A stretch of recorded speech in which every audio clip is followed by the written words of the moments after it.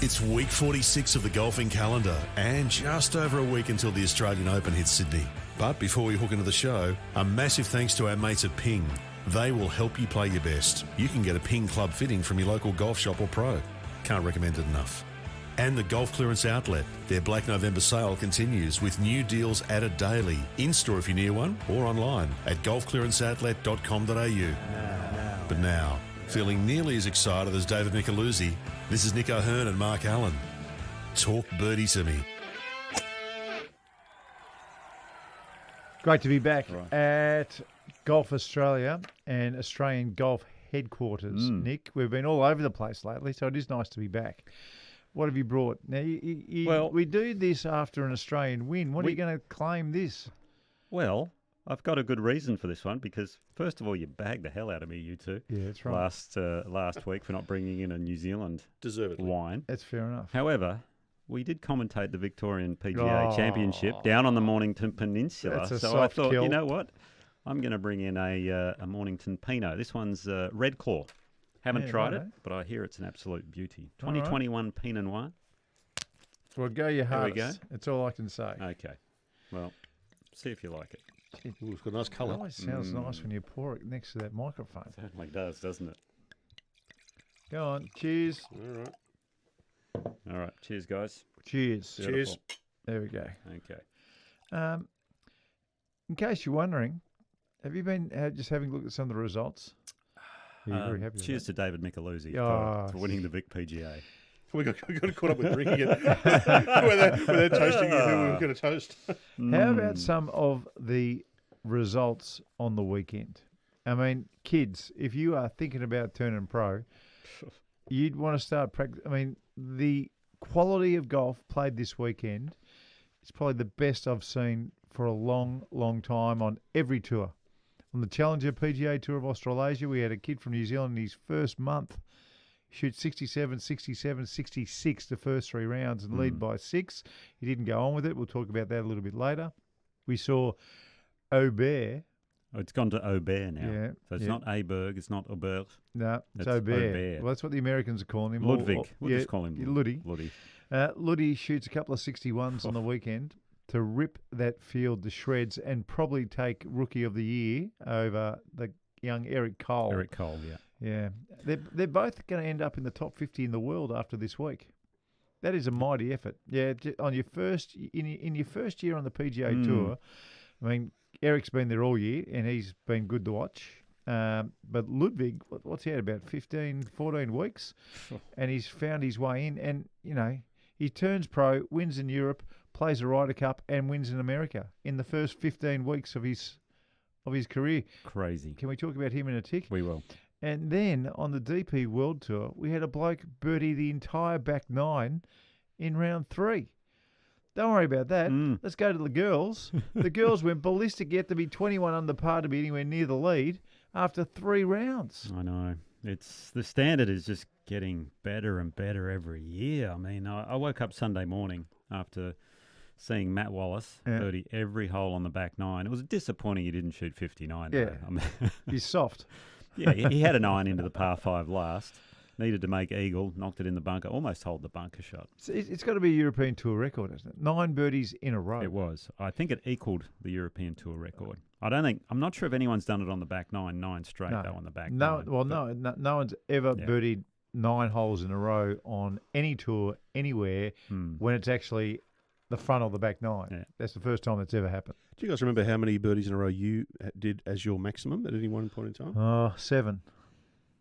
I think 6 for me. I think 6. I had a 9-hole stretch where I didn't make a par. I had 8 birdies and a bogey. Yeah. And the bogey was even a 1-putt because I hit it in the water. So, but 6 of those were in a row. So I've never done. Where'd you do 7? It was a qualifying course somewhere up Sydney way. I've forgotten. It's a little course in the west, and it was a qualifying somewhere. I triple bogey the first. I think I told you this story. Tripled the first. I thought my day was done, and I turned 4 under.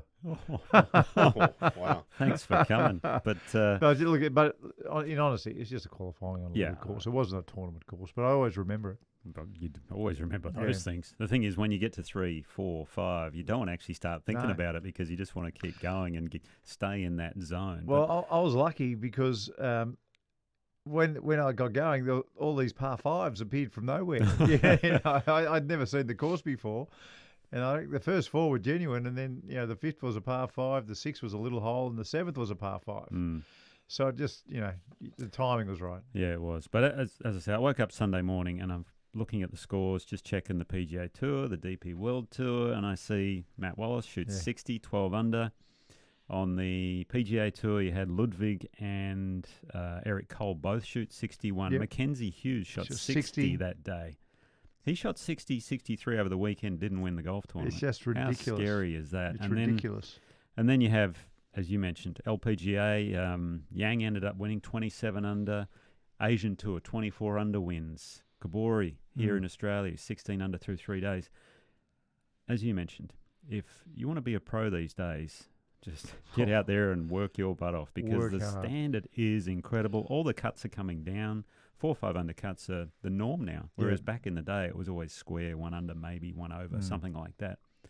Corn Ferry Tour, sometimes you get a 6 or 7 undercut. Asian Tour, same thing. It's phenomenal how good these kids are. Well, the one thing I did notice though, on the weekend of all the tours, the weather was superb.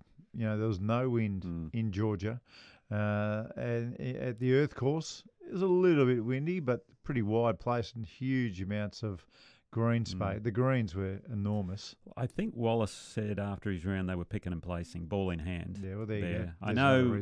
I know in Sea Island, the one on the PGA Tour course was soft as. So, I mean, the courses weren't that difficult, but you still got to make the putts. Well, so this is what I want to talk to you about because I know they've played very good and you don't often get a week where just every single tournament, the numbers are getting crazy. You're loving this red wine, aren't you? Look at you. Just had a sip then. What do you think, Dan? You are murdering that. It's nearly gone. Well, It is getting to a stage where the driver is now the easiest club in the bag to hit. There's no doubt about that. I spoke to Jeff Ogilvy. I was doing a little thing for Huntingdale. I was there last day before the redo at Huntingdale. Jeff Ogilvy was there. He said he never, ever, and nobody ever these days hits a 3-wood to be safe. They only ever hit a 3-wood is if they're laying up short of a corner or a bunker, but never these days do they hit a 3-wood for safety. Well, case in point, Ludvig. I think over the week at Sea Island, he just hit driver everywhere. And I think he's about, what they mentioned, 3rd or 4th longest on tour, and his accuracy's around the 30th on tour. So you combine those two, you may as well just hit driver any chance you can, and unless you've got to lay it up short of a water hazard or something like that. But even on the last hole, he had a 2 or 3 shot lead, and he just pumps driver down there. That's right. Crazy. That's right. So this is why I think we really do need to start making the ball spin again. And smaller heads. Yeah, because the golf ball is not a golf ball anymore when people have got a driver in their hands. The golf ball it's a missile. It doesn't spin. It's designed not to spin. The golf clubs the ball is hit with is designed not to spin the ball. So we're getting to a point now where if you're not carrying it 300 yards with a little bit of tail, then you're getting left for dead. And I've been saying it for a long time now, but if we've got the technology for a Pro V1 and a Pro V1X to spin differently when you're hitting them with a driver or long irons, the same with the TP5 or the TP5X, and the same with Callaway, the same with all of them. Yep. They have the ability to get the thing spinning less with the longer clubs. So if ball technology's gone that far, you don't need to make the ball spin that much further for someone like DJ or Åberg to lose 10 steps. And and not only will they lose 10 steps, but they'll pick up side spin on the shots that aren't so flash. Yeah. Because that's the thing at the moment. I think it's a combination. It's the ball for sure, but the size of the heads of the drivers. I was just trying out the new Ping G425, I think it is the latest one, the Max. And this thing is so good. Yeah. It's so easy to hit. It's it. Just pump it out there and away you go. And a very little spin on the ball. And I mean, hey, I'm going to try and get every benefit I can, obviously, these days. But I think if they could limit the size of the driver head, make the ball spin a little bit more, well, then all of a sudden the driver becomes what used to be the hardest club in the bag. It's not so much the easiest club anymore, and it used to be the hardest. Yeah. So the balance is out of whack. Yeah. Just enough to make this sort of scoring the norm. And I would prefer for it not to be the norm, particularly, golf courses are designed in a manner to test everybody. But these guys aren't getting tested. I mean, it is literally a 300-yard drive and then get a wedge out. And, with the sharpness of the grooves that these guys have got, and they're swapping over sand irons whenever they need to. Tiger every week when he used to play. Rory every second week with the lob wedge and probably every month with all the other wedges. They can fizz the ball from anywhere. Doesn't matter about the rough. They can still fizz it. So I think the balance is slightly out of whack. There is talk that it's going to be fixed up, and for mine, the sooner the better. Oh, I agree. But let's go Ludvig, because this guy, he's something special. So you said, how many events has he played? Yeah, how many? 11 events as a pro on the PGA Tour as a pro. He was, what was he, number one amateur in the world or around there? He won the university rankings, didn't he? He got the very first ever PGA Tour university exemption. And he has used it like no other kid will use it. There'll never be another start to a career like this. No, for sure. But he's, as you mentioned, on the winning Ryder Cup team. He's won in Europe. He's won on the PGA Tour. He set a few records this week. I've got a few things that I just quickly looked up. The tie's the lowest 72-hole total ever. Is that right? 253, because this was a par 70, remember? That's he was right, 27 under. Yeah. Lowest 54-hole score ever. Yeah. Rounds 2 to 4, he had 186 strokes. So what's that averaging? 62 per round. Yeah. Ties the lowest 36-hole total ever. The final two rounds, 61-61. But Hughes had 123 and got beaten. Yeah, it's ridiculous. And it was the lowest score over the final two rounds ever as well. But the thing about him is, everything about his game I love. Yeah. His golf swing. Okay, I know you've got your top 5 list going. But he doesn't get into my top 5. Oh, wow. Well, he's at the top of mine. Yeah, he is at the top of mine. Firstly, the tempo. It's kind of got that faster tempo. I love that. Yeah. The other thing I love about him, pace of play. Yeah, he's ready to go. Yeah. As soon as the other players, his playing partner hits, boom, he's gone. And I love that. And it was brilliant. Brilliant to watch. I know he's played well, and I know he's broken a lot of records, but when you looked at his stats this week, it's just ridiculous. So what is it? He was first in par 4 scoring. That's a big one. That is. That's a big one. Given there's... Yep. He's first in shots gained off the tee. He's first in shots gained tee to green.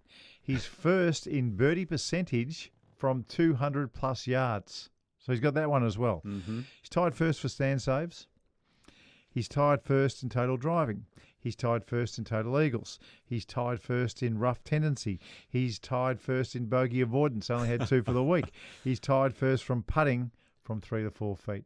So right there, you've got putting, sand saves, total driving, and irons, long irons. I mean, it's everything. It's not like he's just driving at 1,000,000 miles and holing everything. He's doing everything better than the best players that are left in America, in the world. So you just said he's got into the top 50 now in the world rankings. He was correct? 53. He was 53. He's on the FedEx. He's 53 on the FedEx Cup list. Well, I looked up his world ranking. Okay. And he was also 53. Really? Yeah, he was also 53. Yeah. And I looked up Eric Cole, and he was 48. Was he? Wow. Yes, in the world rankings. So he's had a heck of a year. Oh, incredible. And he's not a young rookie, by the way. How old is he now? I think he's been playing mini tour. We've spoken to him a fair bit, actually, because we spoke about the 30s. I'm thinking we spoke about the mini tours, and not many people understand the mini tours. If you want to see crazy scoring where they don't really keep records, go and watch a few mini tour. Look them up and just see what sort of scores win. It's 28 under wins every week.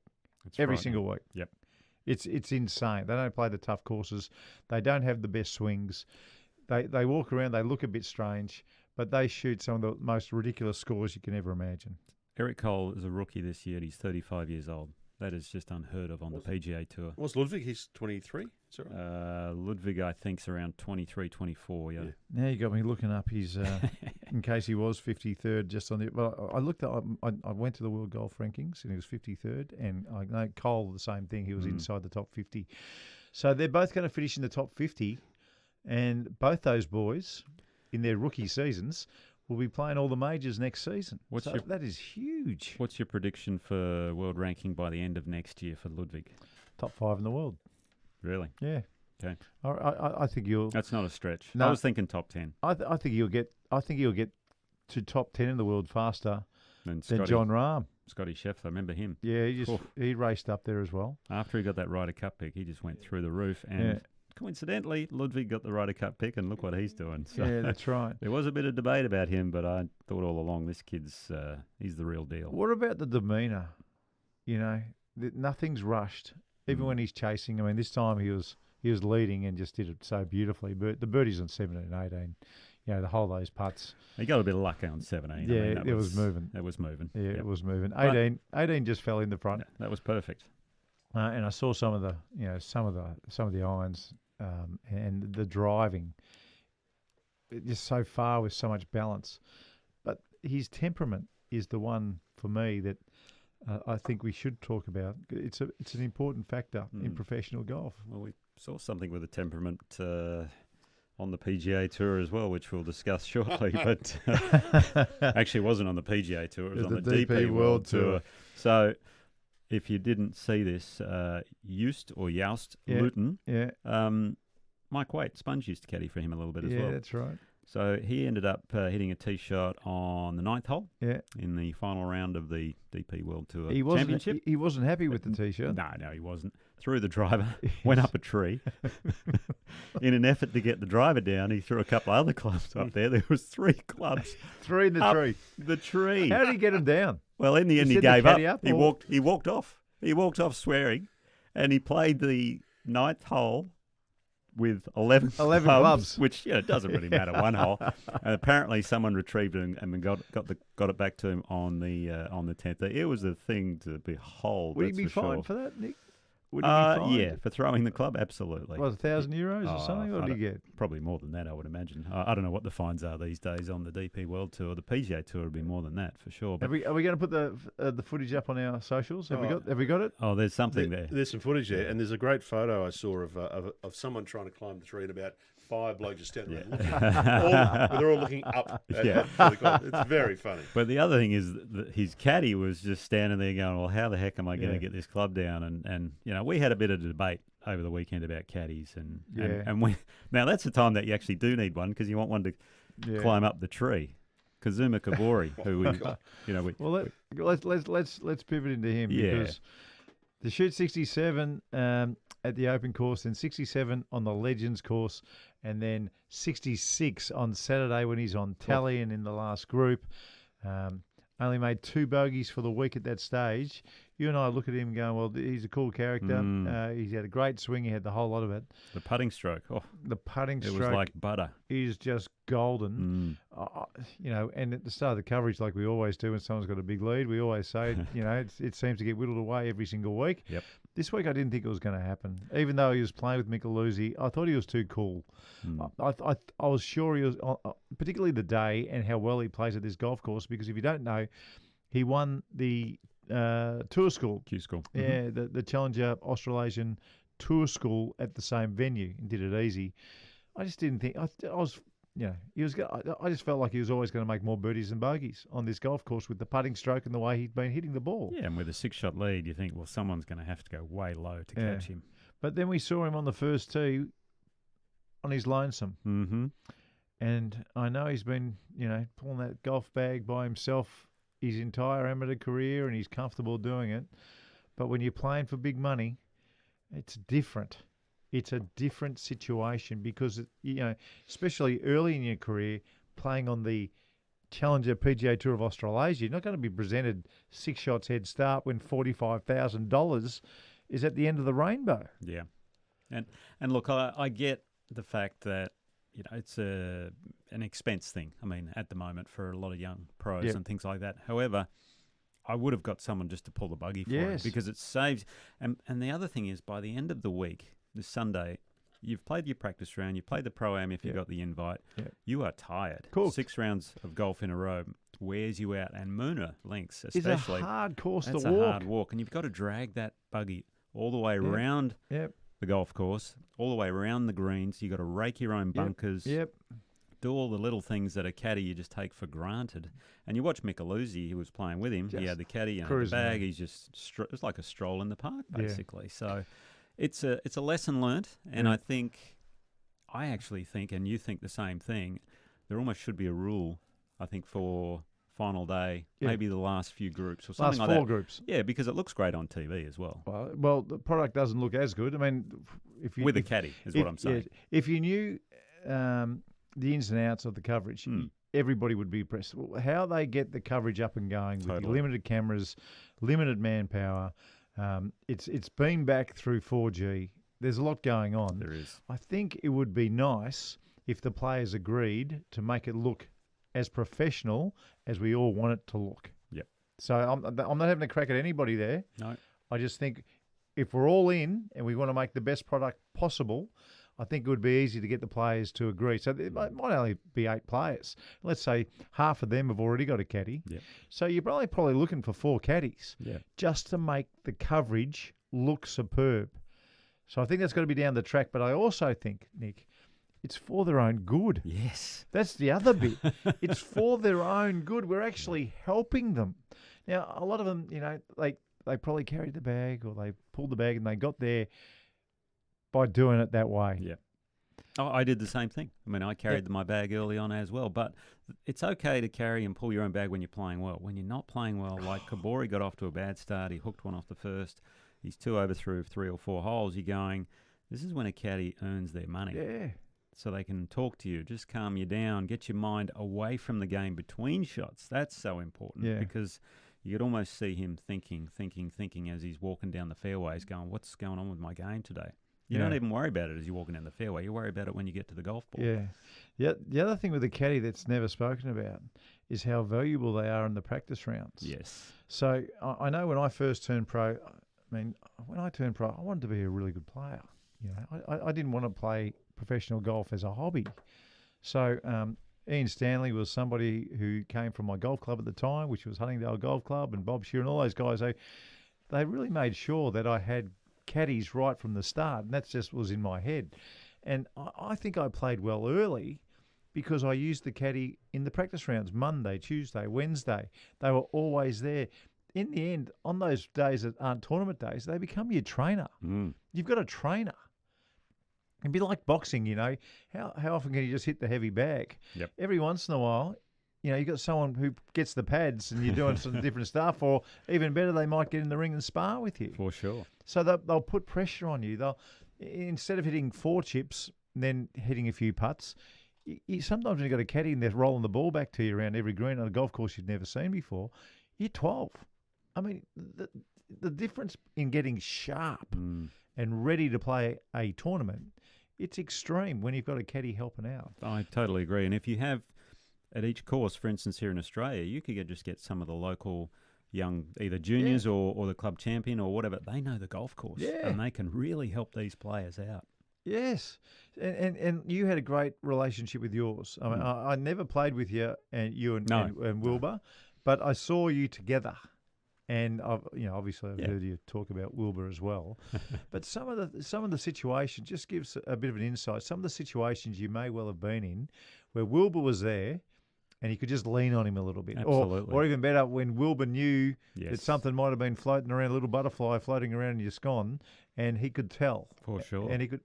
Can you give us an example? Well, the art of the good caddy is, especially when you're not playing well, every now and then, and Wilbur and I, we had this relationship where he could sort of see when I was playing well, he didn't really have to say much. He just let me go. It was like I was a finely tuned engine. He knew I was on song that day, and I just give him a little, okay, we're feeling pretty good right here. And he'd go, okay, I'm just going to step back. I'm going to let you do your thing. And then other days we would go, how good? I would say to Wilbur, mate, I have no clue where the ball's going today. And he goes, okay, we're going to really work through this, and I'm going to help you the whole way. So that's the beautiful part about the player-caddy relationship. So, and in a way, on those days when I was really struggling, the first thing he did, as soon as I hit a shot, we'd start talking about cricket, football, soccer, anything to get my mind away from the game, because it's on those bad days that you start overthinking.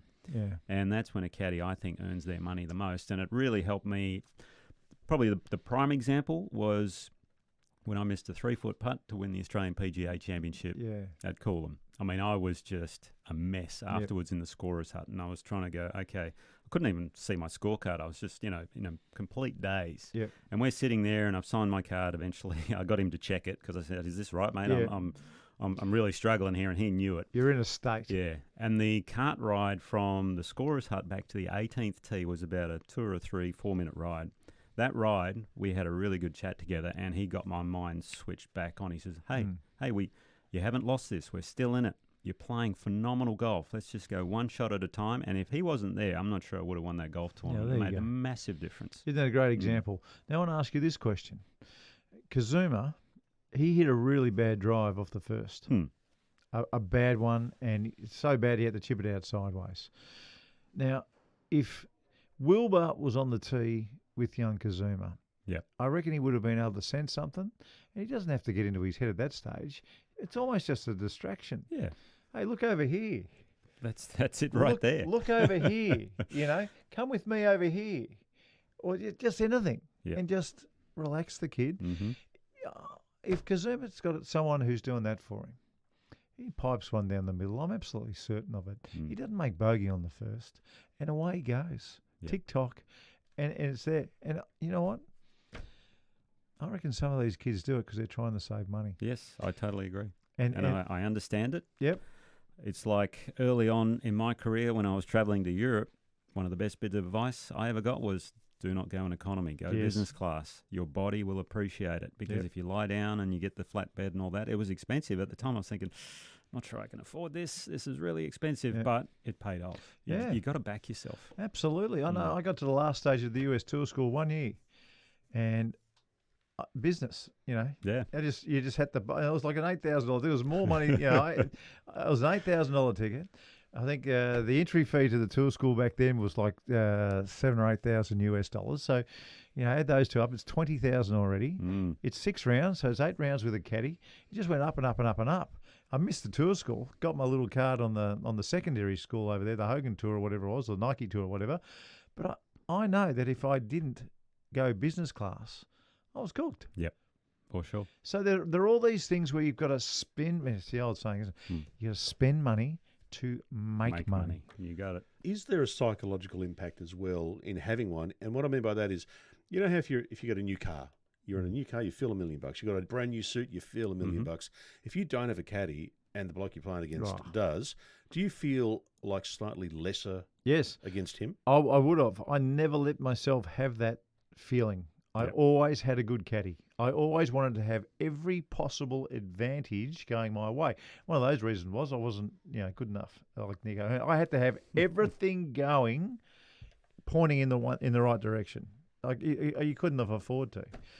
And that's, in the end, that's why I stopped playing when I was 33 because I had no money left because I would not do it cheap because I knew if I started doing it cheap, then golf was just a hobby. Yes. And I didn't want golf to be a hobby. I wanted it to be my profession. There's no getting around it, is there? No, I'm going to carry your bag into this break here, Mark. We got through the front 9. It's good. Right. Well, we got a voicemail. We got the feedback. We got the ping, global results. We do. And a big thank you to Ping as well. They've been so good to us. We really appreciate it. And the golf clearance outlet, honestly, those gloves, they're just selling like hotcakes. So if you want one of these $13 gloves, go to golfclearanceoutlet.com.au.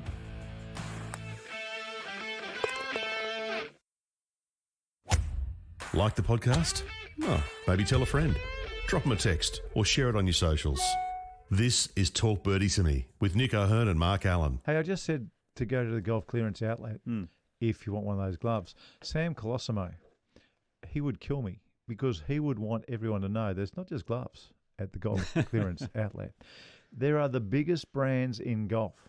Titleist, you can get every single glove, every ball, everything you need at the Golf Clearance Outlet. So it's not just $13 Cabretta gloves. There is stacks more. Yeah. Stacks Titleist, and stacks and stacks Ping. more.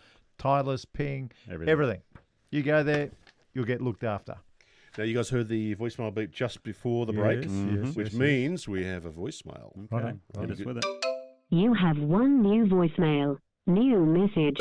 G'day, Nick and Marco. Loving the show. Nick, I recently dusted off a set of old Ping i3 Pluses I purchased for my 30th birthday, which was unfortunately over 20 years ago. I was blown away at just how amazing they were despite the age.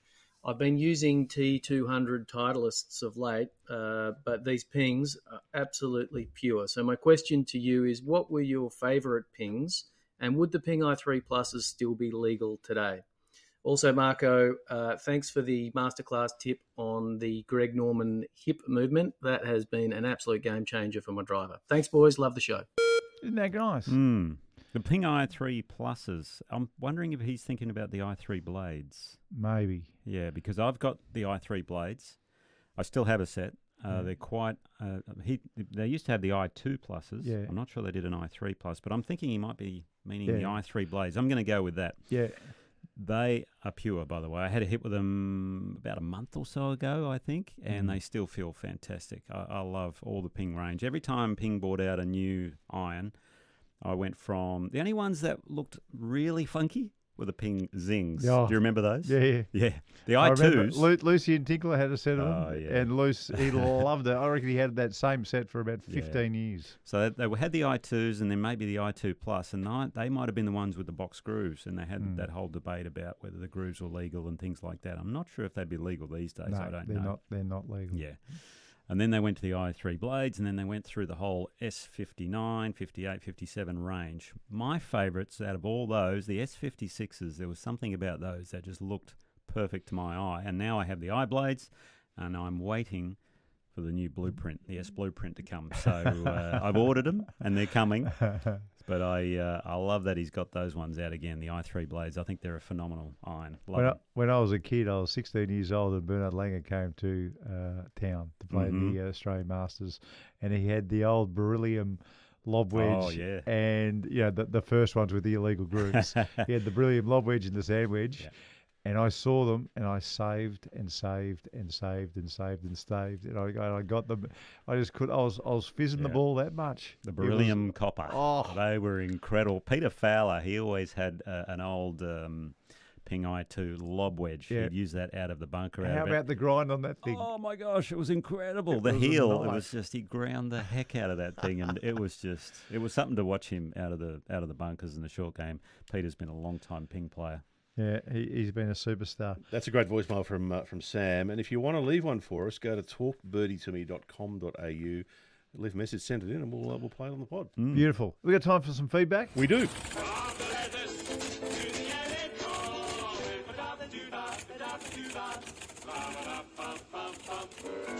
Okay, this one's from Tony.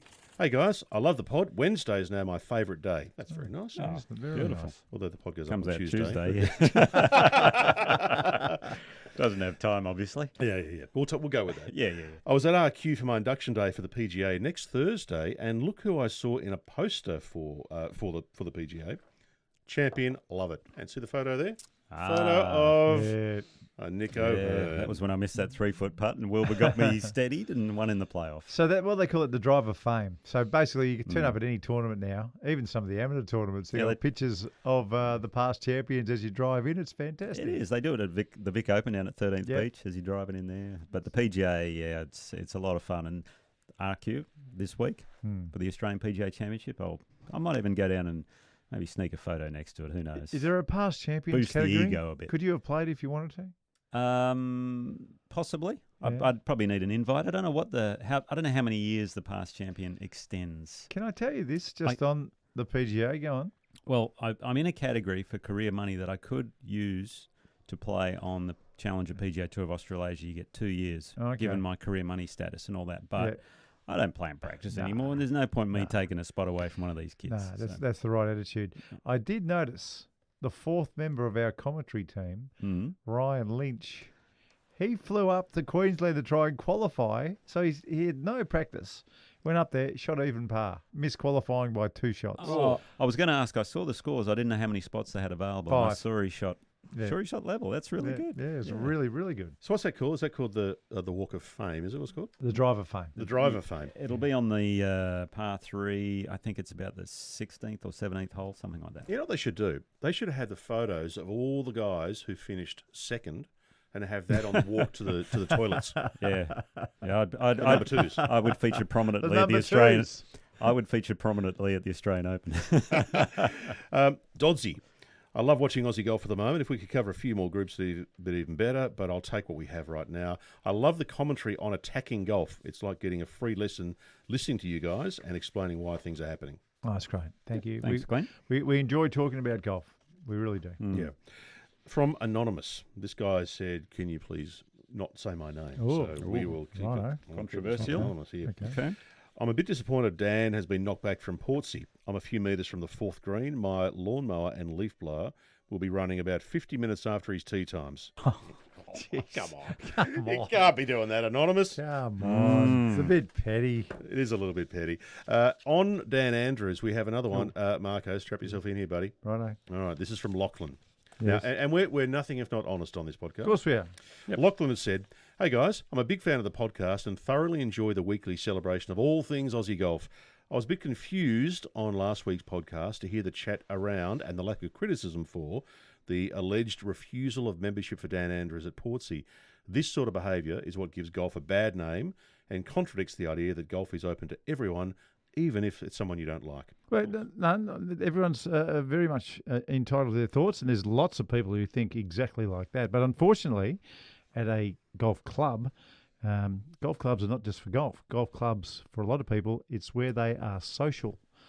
And if enough of the members aren't happy with a proposed new person to the club, then apparently at a lot of clubs, and it's not just for Dan Andrews, by the way. It's happened to other people that I know. A lot of media people, a lot of sports people get proposed to places, and they're not allowed in. Shane Warne, he ended up being a member at Kingston Heath, but there's quite a few clubs where they just knocked him back straight away because he was Shane Warne. Ricky Ponting tried to get to Royal Melbourne, didn't he? Yeah, well, Ricky didn't get into to Royal Melbourne. But there's stacks and stacks of them. So, look, I understand it because of what happened through COVID, but there's obviously going to be a lot of people like that who just think it's quite petty. Yeah.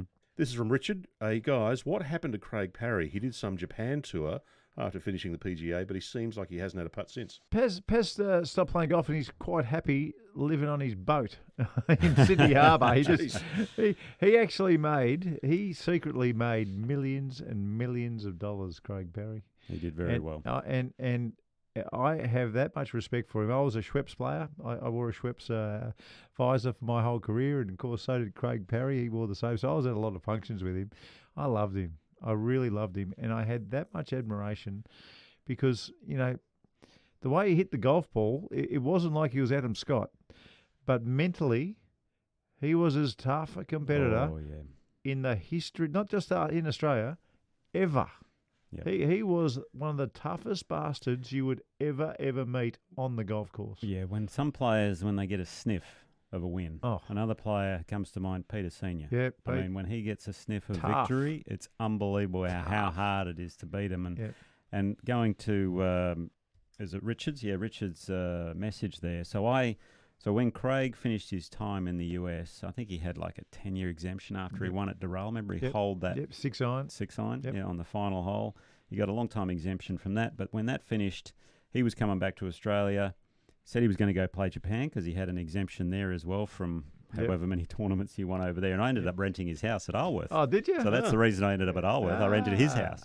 And then we ended up buying and all that sort of thing. But he's all into his course design business these days, and I don't think he plays much golf anymore because he's probably one of those players that goes, well, if I'm not going to play at the level I remember, well, why should I play? So I don't know how much time he gets out on the golf course. I know he loves designing them, and from what I can tell, he does a great job. He's got a great charity day at Medway Golf Club as well. And don't ever forget when you hold that 6-iron earlier in the week, Johnny Miller said he swings it like a, 14 handicapper or something? And he Might said, have even been more. And he said Ben Hogan would puke at that swing. That's and he would have known that stuff. Oh, yeah. He would have known that and went on and won. That's how tough he was. He was tough. And Paz is living on a boat on Sydney Harbour now.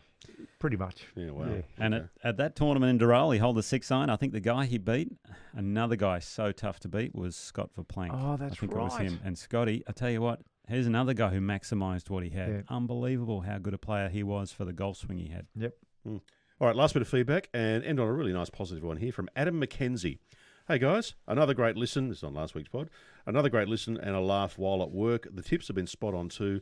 This is the best golf podcast in the world. Great balance of tips, talk, news, and laughs. Oh, fantastic. Thanks for listening. We love doing it. Hey, can someone bust out Timmy Trumpet, please? Oh, yes. It is time for the Ping Global Results.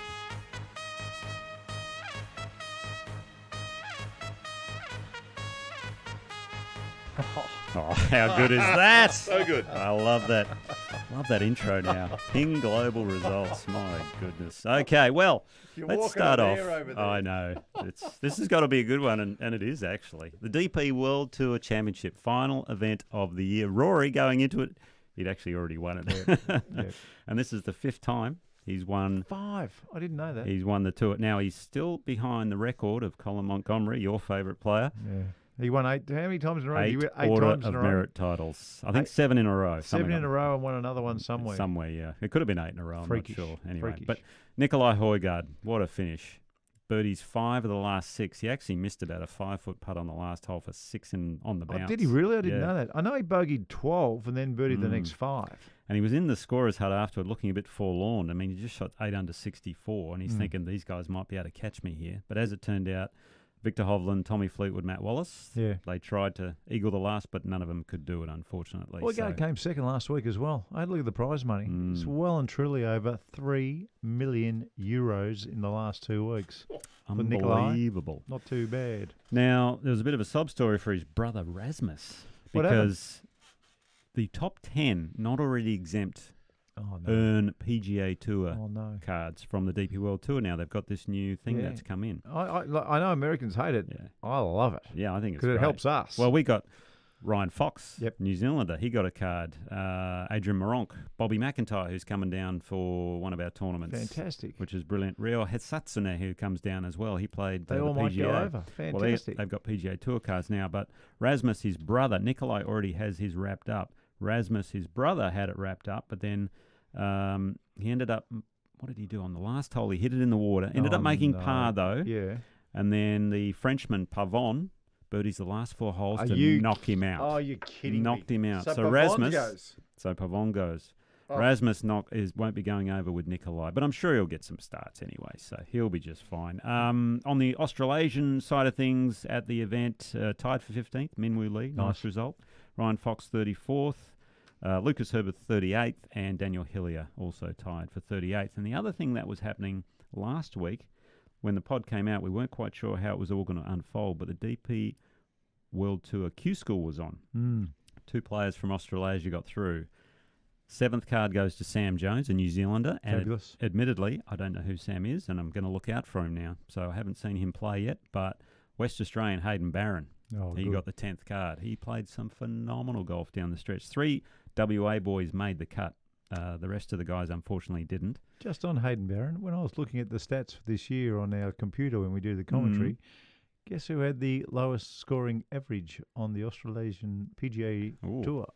Hayden Barron. Really? Yeah, Oh, so no surprise when you look at that. He's an absolute flusher. Comes from great pedigree. His dad, Dave, is a good mate of the family's and a good baseballer too. Good golfer, Dave. But Hayden is well on his way there. Fantastic.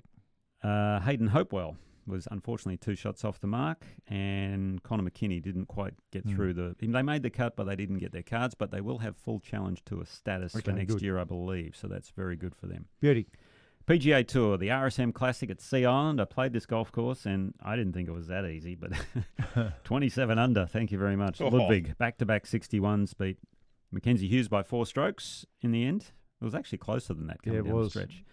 On the Aussie front, Aaron Badley, tied for 64th. Cameron Percy, 77th. Bads keeps his card because this was the last event, the top 125. Just on Bads, have you seen the way he's setting up to the ball at the moment? With the closed stance every single shot. And not just a little bit closed. Not Ben Hogan with the driver closed. It's 45 degrees with a 6-iron closed. 45 degrees. Is it that much? It's incredible how closed he is with the foot. And it's not so much just the... I don't know. It's not his hips. Is he releasing the hands, or he's trying to turn through it? I don't know. It must just help him turn back or something. I don't know, but he's doing it and he's playing well. Okay. You'd want to with 6 kids. Yeah, that's very true. Last event of the season for the top 125. Keep their card. The Bubble Boy, your friend.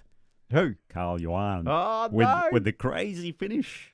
And? He went from 125 to 126. Oh, you're joking. He got knocked out by Ryan Moore. That's a travesty. It is. I wanted to see that guy play more. They need more Carl Yuans They on the do. PGA Tour. But They Ryan do. Moore had a great week and went from 128 to 118. So he was the only guy that knocked in. Good couple of weeks got for in. Ryan Moore. He played Yeah, well very last good. week as well. But unfortunately, on the Aussie front, Cameron Percy finished 161, so he's outside the top 150, which is not great. They have another category, 126 to 150 on the PGA Tour. If you get within that, then you'll probably get about a dozen starts. Harrison Endicott finished in that, at least. So what happens at 161? Corn Ferry? Anything? Maybe some status there. Got to go back to Q School, all that sort of thing. Yeah, well. Yeah. On the LPGA Tour, the CME Group Tour Championship, so their final event of the season in Naples, Florida, South Korean Amy Yang, definitely making my top 5 best swings. Really? I watched her swing it, and it is pure. What were they? They were 21 under par after 3 rounds. What did they finish? 20. What did they finish? 27 for Yang. 27 under par.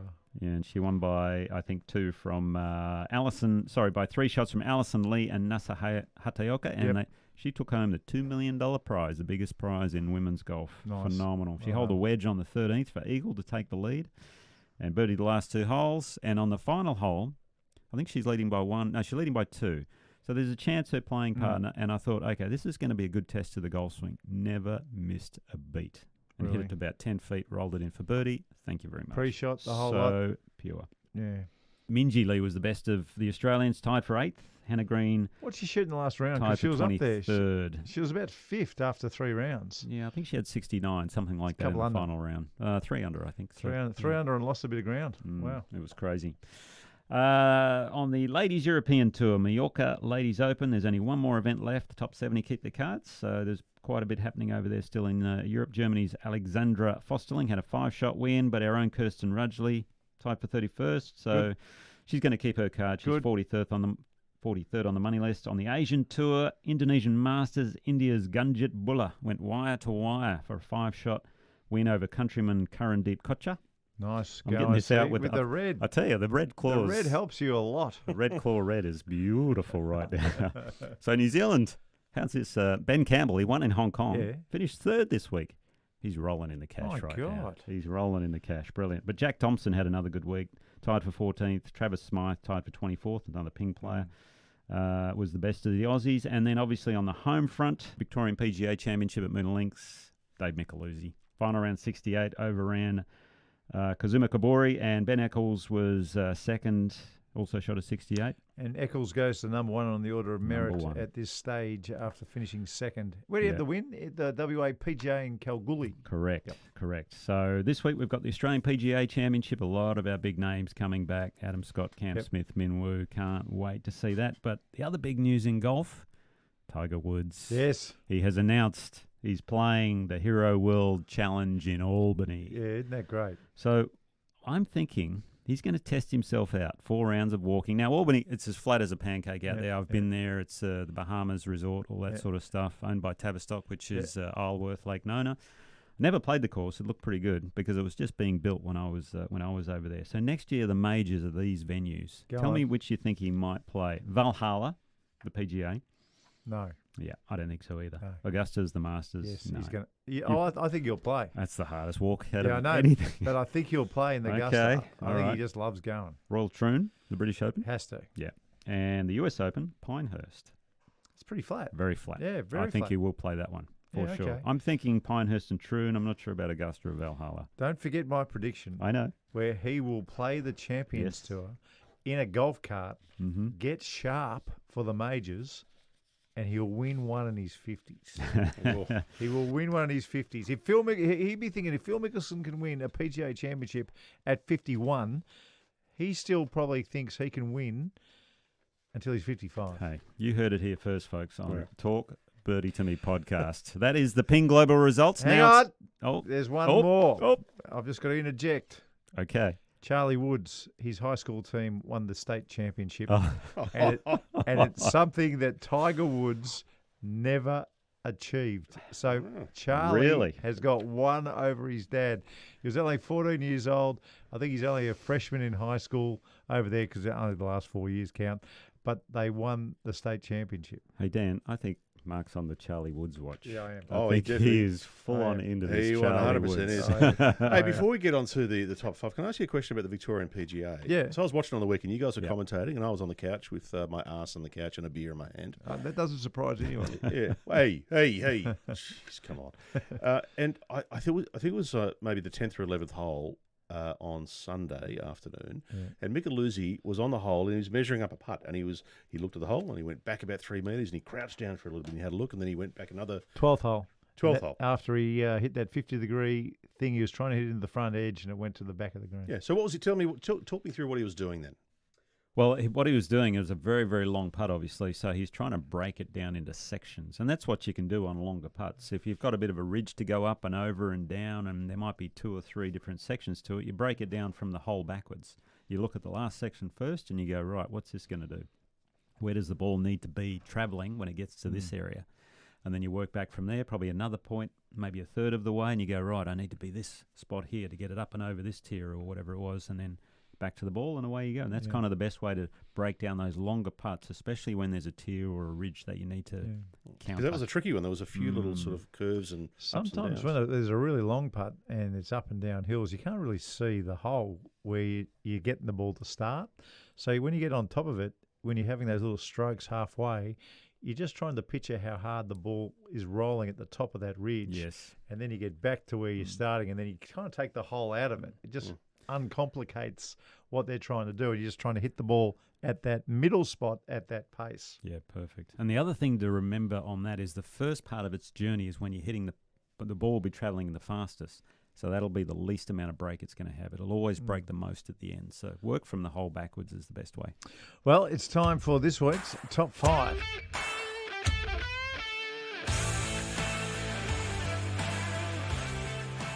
My inspiration is the 18th hole at the open course, because it's Moona Links. It's a really difficult second shot.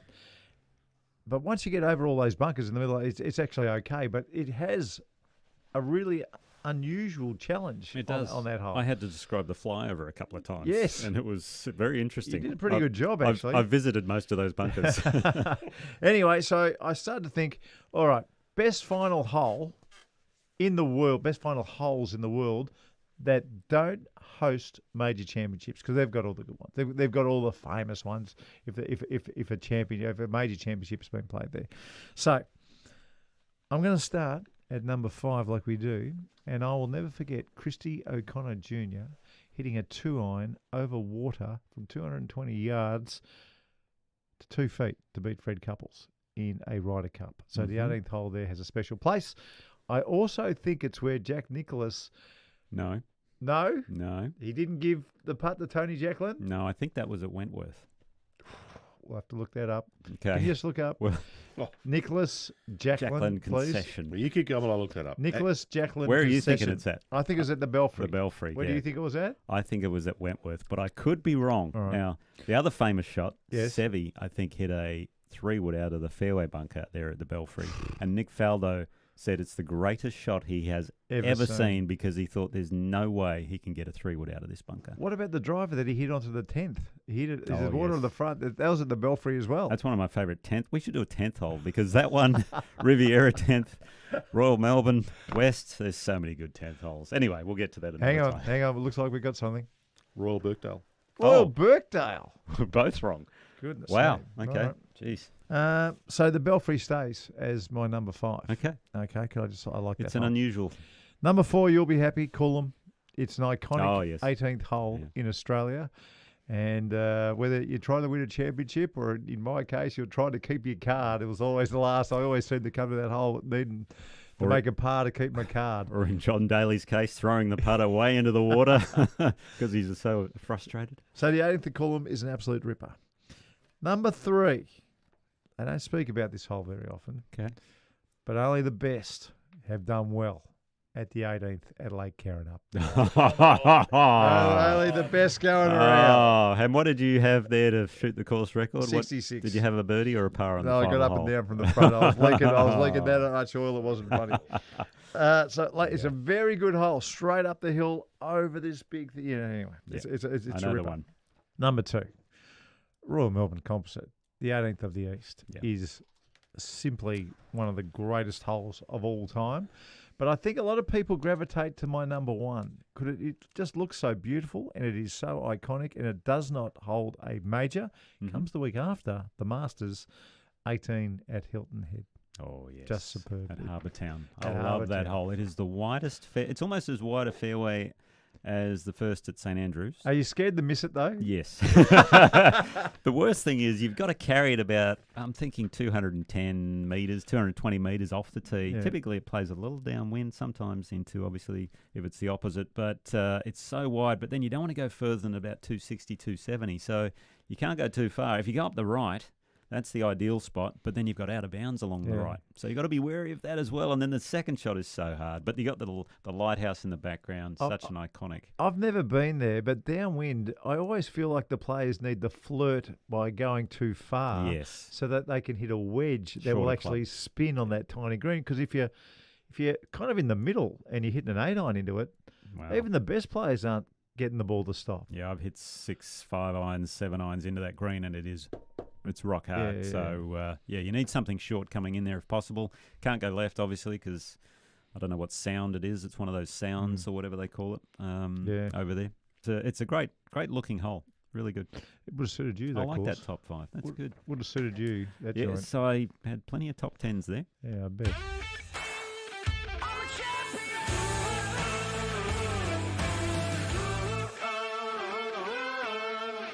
It is time for this week's Masterclass. Yes, it is. And this Masterclass is dedicated to our Victorian PGA Championship winner, David Micheluzzi. You spoke a bit about it on the coverage, about the way he putts. And what you spoke about is how he didn't stop moving. Everything was moving, the feet, the hand, the head look, everything like that. And that's a great thing to do when you are actually putting. It sort of contradicts a lot of the old school teaching. You need to stay as still as possible. Obviously, your head needs to be fairly still when you're hitting the putt, but other than that, up until the moment of impact, it's always a good idea to have just a little shuffle, a little feet tap. Something. Get the hands just sort of milking the shaft, the head bobble going back and forth. Brad Faxon actually posted a great video about this maybe a year or two ago. He called it continual motion or something like that. We'll find it and post it as well. Yeah, we will. Although you're about to do I'm going to do a masterclass on all this, but it's all about not standing still and reacting to the hole, which is very, very important. Something I think when a lot of people get on the greens is they freeze a little and they seize up, and that affects your rhythm and your tempo. And if you watch Dave Micheluzzi putt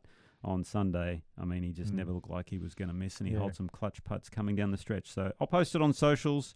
It's all about moving a little bit. The other thing was, weirdly, I spoke about Brad Faxon, but I remember Ben Crenshaw mentioning, I always putted my best when my head was moving. Yeah. That's what he used to say. Yes. It was phenomenal. Ridiculous. But if you ever watch Ben Crenshaw putt, he was always moving around as well, and Faxon was very much the same, and I've always tried to do that with my putting as well. I know. I've always been a mover when I putted, but sometimes I was a freezer when I was hitting the ball. I would freeze. And I know when I froze when I was hitting the ball, the only thing you can do when you freeze is think. Yes. That's all you can do. But when you putt, I was always a reasonable putter, then you just keep yourself active. Yeah. And you're not even worried. You're just moving, you're tapping your feet, you're kind of having a bit of a look. You got it. You don't actually think. But I know I had to try and fix the freezing over the ball because you've got nothing else to do. If you're not moving, you can only think. And that's the last thing you want to do when you're playing golf. Yep. Over the ball anyway. Nick, are you going to polish off that red wine? I think Dan and I might have another glass. You're done, aren't you? No, I've got to go to basketball. But it is train. a beautiful drop. And next week's going to be a big show because next week is the lead-in pod to the Australian PGA. Oh, no, the Australian Open. Well, we've got both of them coming up. We've got 2 weeks in a row here. And how about this? It's the number 1 and number 2 weeks on the DP World Tour these days. Was last year, is this year. Fantastic to see us hooked up with the DP World Tour. Whoever wins in the next couple of weeks, hopefully, I'm always hopeful anyway, it's a young fella who gets a job on the DP World Tour. Yeah. I would love it. Catch you next week. All right. Cheers, guys. Thanks for listening to Nick O'Hearn and Mark Allen's podcast, Talk Birdie to Me. And if you're looking for some new gear, Ping is absolute top class. Ping help you play your best. Contact your local golf shop or professional and they'll sort you out.